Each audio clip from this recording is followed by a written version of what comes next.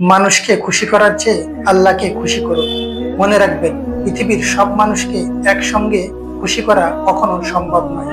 পৃথিবীতে এমন মানুষও ছিলেন যাদের অগাধ ক্ষমতা অনেক বেশি ছিল, তবুও তারা সবার মন জয় করতে পারেনি। বাস্তব জীবনেও ঠিক একই ঘটনা ঘটে।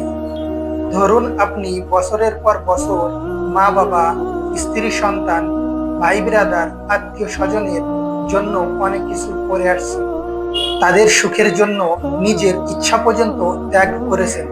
কিন্তু কোনো একদিন যদি কোনো কারণে একটি ইচ্ছা পূরণ করতে না পারেন, অনেকেই সেই মুহূর্তে আপনার শত উপকার ভুলে গিয়ে শুধু সেই একটি অপূর্ণতার কথাই মনে রাখবে।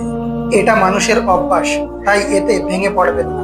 আবার মানুষের প্রতি ভালোবাসাও হারাবেন না। ভালো কাজ করুন, মানুষের উপকার করুন, কিন্তু প্রতিদানের আশা মানুষের কাছ থেকে নয়, শুধু আল্লাহর কাছ থেকে রাখুন।